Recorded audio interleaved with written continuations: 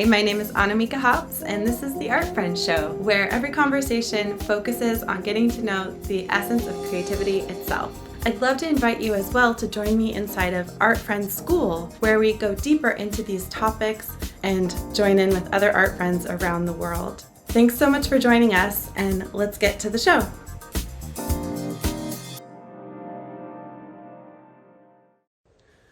Welcome to the Art Friend Show.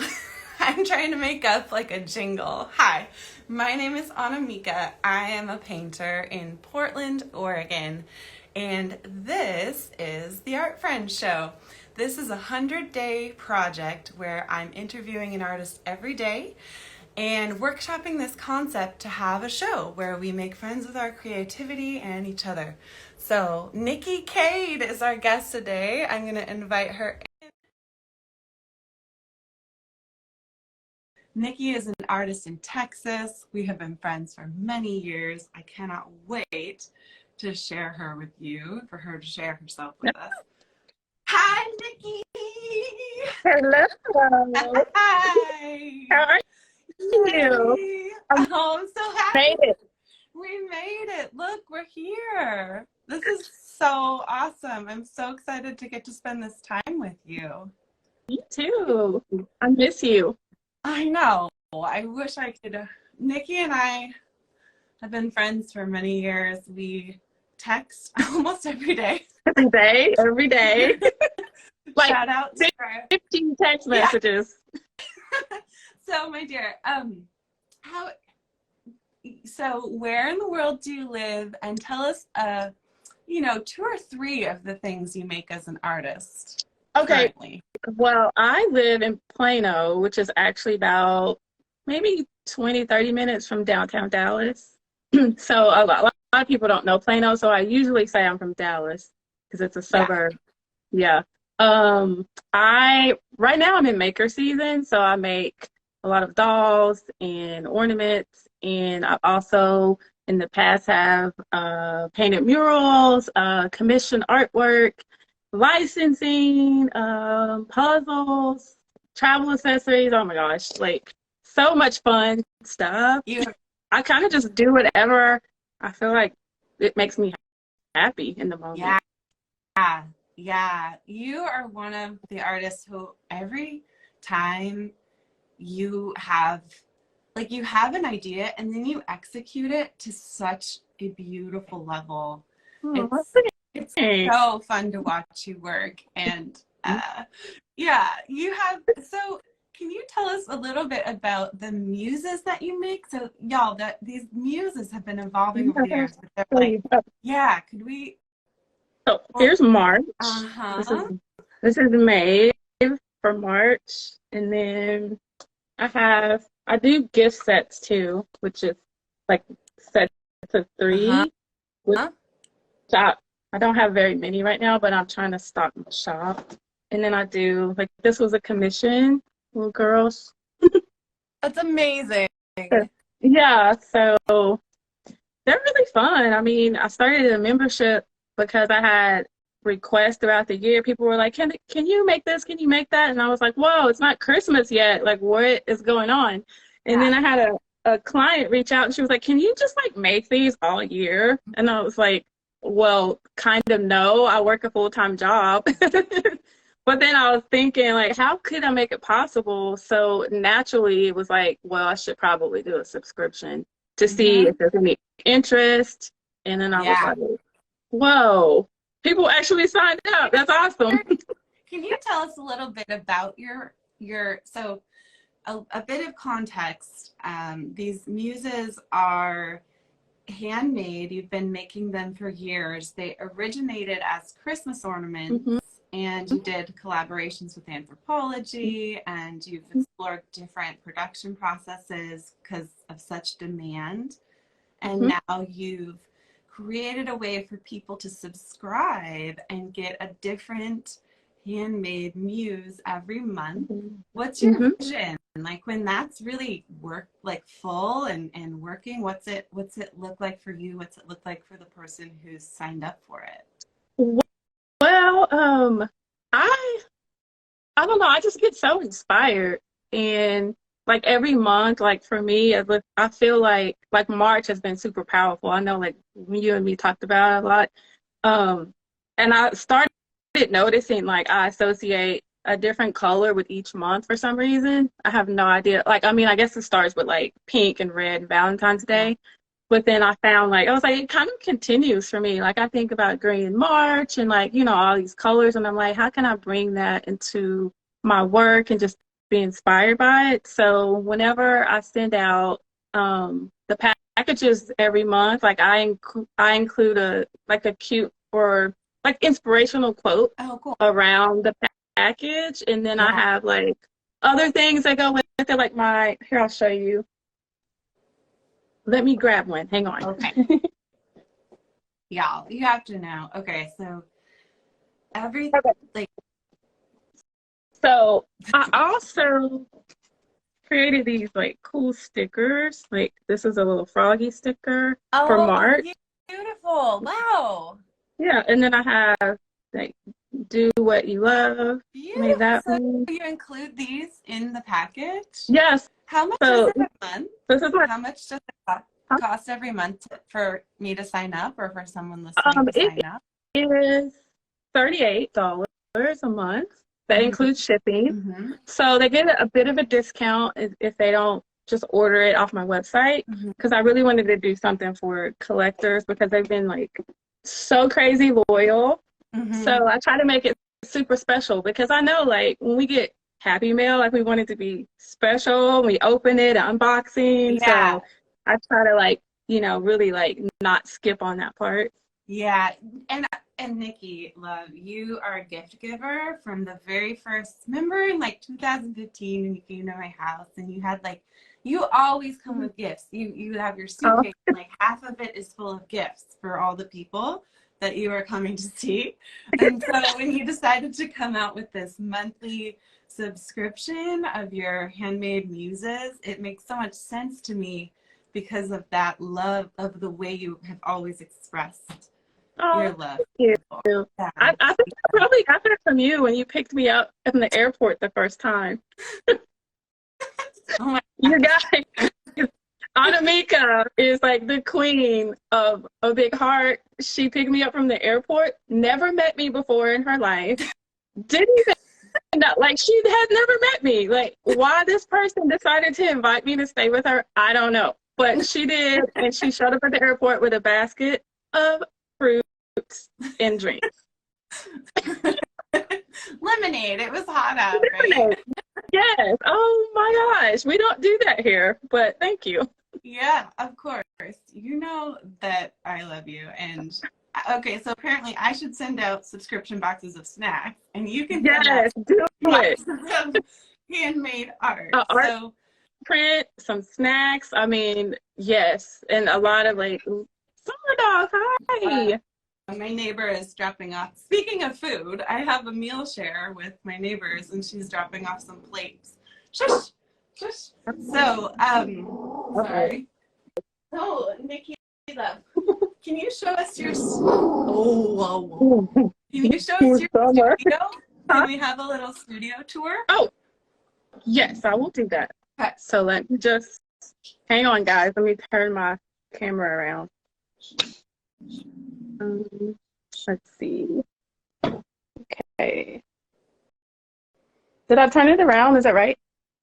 Yeah, we can see now. So I work. Oh yeah, your shelves are working. Thank you. Yeah, I work at home now. I moved everything from a studio inside, and I put these shelves up.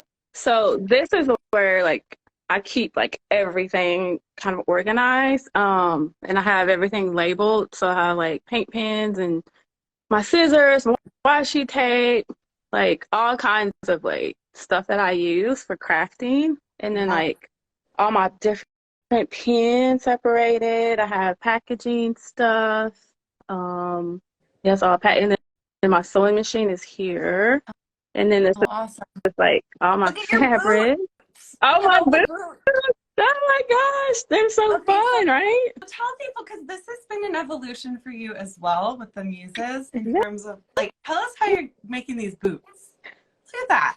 So I know, right? Okay, so let me Here, let me turn the camera back around so I can talk to y'all. Yeah, yeah. Okay. So, let me put this on here. You guys, I'm just not technology person. Excuse me. All right, so these cute little boots right here. I made these. What did I use? I used foil and polymer clay to make a mock-up. Then I sent it off to a 3D printer, and they printed it for me. And they look awesome.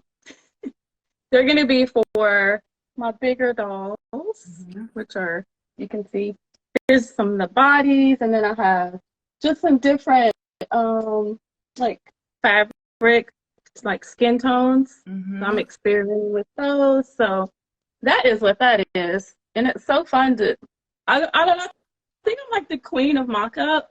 I love, like, not being told no. I'm like, no, like, how can it happen? Like, if I can do it, then I know it can be done. So I usually just, like, if I get an idea, I'll make it. You are. Yeah. Oh, Chaz is asking, can we see one of your finished dolls?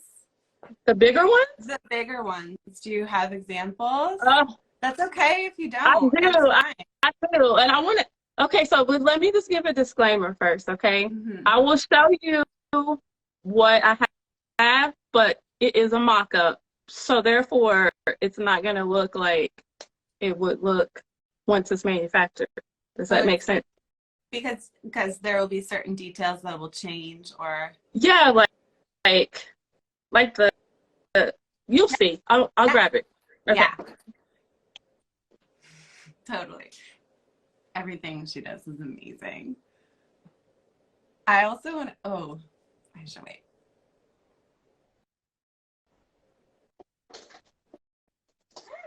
Okay. So, all right. Oh gosh, I don't know. So the face right now is a sticker that I printed out on my computer just to see what it will look like, but they're like the finished one will be actually printed. So let's see. Let me take this off. Cool. Let me take this off because I also did a mock-up of this box so that I can have boxes created. Here, take this off so you can see it better. Yeah. Oh, I love her. Oh my goodness. And that dress and the boots. And then she has a little backpack. Oh, Nikki, that's amazing. So, yeah, and it actually opens. So cute. Yeah, I think it'll be way cuter. Like, this dress is actually hot glued. I didn't even sew it. That's how mocked up it is. You're creating it. You're creating it. Yeah. So in this process of creating these, are you going to sell them? Or is a different representative going to sell them? Can you even say yet? Like, what's the workflow of these getting? Well, because it's like part manufactured, but still there's handmade aspects to it. So I'm going to sell them on my own until eventually maybe I can move into like just having full production done somewhere else. Just depending on like how well they do, which I have a really good feeling that they're going to be great. They are so great. They are so great. I love it. It makes me so happy. It's like healing my inner child. So I don't know. We'll see what happens. But like right now, the like the hair I still have to do because it's very tedious, and like other parts I'll still have to do by hand. But yeah, we'll see. It's so amazing. Okay, so we touched a bit on the muses and the Muse of the Month Club. People can sign up or they can give it as a gift, and Nikki will mail you this like incredible mini muse. You've also got these other dolls in production. You do commissions. You've been flown out here twice to do murals. What else? Oh yeah. And they're a lot of work. You always come every time to come help me. Thank you. Well, yeah, because it's how I get to hang out with you. It's my favorite. I need to get a mural gig in Dallas so I can come visit you. You should. I think I might try to look and see what I can find for you so you can come do that. Great. But they're very hard, just so you know, like anybody out there, if you have tricks and things that you do to make it easier, great. But for me, I'm like, whoa, like this is really, really hard. Like on your body and just like your mind. Like the first time I did a mural, I like cried all the way through it. Yeah. It was very hard. Yeah. I remember like collaging paper directly onto the wall at Coffee X. Oh, Chaz is saying I would love boy dolls for my daughter. They're so hard to come by. Yes, so I've heard. That's awesome. I get lots of requests for boy dolls. If I can figure out how to do it and make it look like an actual doll, not just like a girl with short hair, I would love to. So, yes. Please send me ideas. Oh, y'all need to connect because Wildflower Portland, aka Chaz, is also an idea. Like every single idea is, I'm always watching like, oh, that's so great. Chaz, who's watching, I want to have you on the show. Recently you did let people vote in your stories and did a mashup and did like denim plus big cats and then did a floral arrangement. It was so amazing. Nikki, oh my God. Watching Wildflower Portland, everyone watching. Okay. She sounds like my new bestie. Yeah, I know. Well, that's my hobby, is connecting people. So also, Nikki, you and I share a passion for dance, and we often send each other videos from our dance class when we learn new combos. But you just had the most like amazing. You just performed at the NBA. Can you tell us? Because I haven't gotten to talk to you since you just danced on the court at the NBA at the Mavericks. What was Can you believe it? What? It was really, really quick. Like, you know, you practice all this time and then it's like 2 minutes and over, but it's like such a high. Yeah. You know, just like being backstage and like all the women, like my squad, they're all like, you know, like pumping each other up and then we're practicing and stuff. Like that was my favorite part. Like we held hands and we all prayed before we went out. And it was just like the ultimate community, which I'm so glad I found this place and then I joined in because we get to do so much fun stuff. Like we're going line dancing Thursday. Oh, fun. That's amazing. Yeah, I haven't been line dancing since high school. That's going to be so fun.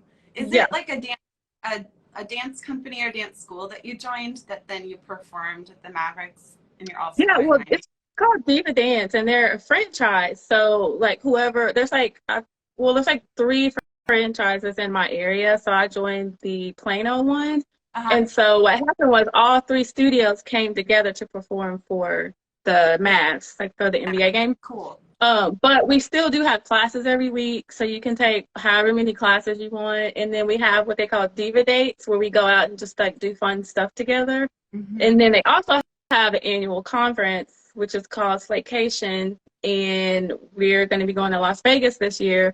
So that's going to be fun. Yeah. That's amazing. It's a lot of fun. That's where everybody comes together, like in the whole, you know, like U.S., I guess. I don't know if they have anywhere else. I think it's just U.S. When you're dancing, do you feel like is there a direct link back into your visual art, or is it mostly like lighting you up as a human? Like, how do you see them overlapping? I have actually never really thought about that before, but I will say, like, as an artist, sometimes I tend to bob and weave through highs and lows. Yeah. Like, sometimes I feel like if you finish, say you paint a big mural and you're so happy it's finished, and then for whatever reason, you sort of like come back down in like emotionally, and it can feel a little bit depressing. And that's hard. I mean, I might not be describing that well, but like there's always this constant like, oh, this is great. Oh, this is shitty. Oh, this is awesome. And then you're like, oh no, like why am I doing this? This is really hard. And I struggle sometimes because, you know, you do a lot of art in isolation. It could be very lonely. Yeah. And so I was looking for something just to like get my body moving and like be around other people. Yeah. So I think that dance makes me happier, and being happier makes me make better art. Amen. Yeah. That was beautifully put. Totally. Yeah, I think there's a lot actually in this project of getting on live and talking to people every day that already has me realizing like, oh, just the isolation of being a painter and a small business owner, a solo small business owner, I don't have to do it that way. And so being able to connect to people every day and talk about making art, I think that helps like everything else stay in motion, and really inspiring. It's really, kind of a kick in the booty to finish more paintings and post more work, and it's just been, it's cool. Cool. I'm so glad you're doing this. It's really, Thanks. really been, and yeah, I love watching you just like you're firing off ideas and sparks, and then it's like, boom, okay, she's running, she's doing it. Yeah, and I remember I announced the project and you texted me, you're like, so what's your intention? Because we just, there's 87 more of these to come. A lot. That's like, for me, I would be like, ooh, okay, that's too much for me, but I know you can do it. This is like your wheelhouse, is what you're good at. You have a way of just making people feel super comfortable. I've always appreciated that about you. Like, you don't like, how you talk to someone and they're just like, they just don't get it. Like, you're always tapped in. And I love that. Like, you've always been that way since I met you. Aw, thanks. Yeah, I love being alive at this time in history when we do have the ability to find our kindred people. Even if I live in Oregon and you live in Plano, and whoever's watching lives in Amsterdam or in wherever, like we can find each other. And then I think that's what I want to do with Art Friend, is make that vibe, make that sense of belonging really available to people. And that's what we're workshopping in this conversation, and each conversation is like how to build something year round that can make that available to people. That's not me, that's like it's in the collective as a need to be able to like feel like there are other artists that get it, that can help keep each other in motion creatively, Yeah, I know I need it, so other people need that too. Yeah. So, oh my gosh, this has been so fun to get to talk to you publicly and see your face. And so when I want to circle back to the Muse of the Month. Like, how many members do you think you have capacity for? What will feel like that thing is full? Do you have, is that limited? Do people need to get in on it? Well, so the way I'm working it is, if you subscribe before the 15th of that particular month, then you'll get that month's Muse. If you subscribe after the 15th, then you'll get bumped to the next month's Muse. I do that so it gives me time. Like, since I just started it, I don't know how, like, people are constantly signing up, like, every day. And so I don't know. I won't know, like, how much material I need to order or how many I need to make if I don't cut it off like that. Yeah. So that helps me just manage things a little bit better. It's cool. So far it's doable. I'm able to keep working and fulfill the orders. If it got to the point where it was just like out of control, I think I would just say sold out and then put people on the wait list. But for right now, it's doable. That's amazing. I'm really psyched for you for that year. I've seen you do so many things. Can you just tell us quickly, you got to come back on the show because I have so many more stories that I want to like help you share with people. Okay. But I remember long ago when you were boldly making requests. You're really good at making requests, at imagining something as possible and then asking for it. Do you remember? Could you tell people the story of how you got yourself to Italy with Justina Blakey? Oh my gosh. Okay. Yeah, I can tell you that. So Bianca, she's like the owner of Italian Fix. She announced that they were going to do this event in Italy. Justina Blakey was going to be like the person, doing the retreat. And I was like hyperventilating. Yeah. Like, oh my God, I have to go. I love Justina. And I was like, I've never been out of the country though, mind you. Right, Don't right. even know if I had a passport at the time. And I was like, what am I going to do? I don't even have enough money to like get there. So I was talking to my best friend at the time, and she was like, you have to go. Like, this is like so you have to do it. There's no other option. She was like, you figure out a way to go. I'll buy your plane ticket for you. And I was like, are you serious? She was like, yeah, do it. So I was like, okay, let me figure this out. So I emailed like Bianca, and I was like, hey, can I like be an assistant or like contribute in some way in order to be able to come to this? Because I really want to go, but I can't really swing it right now. And she said, yeah.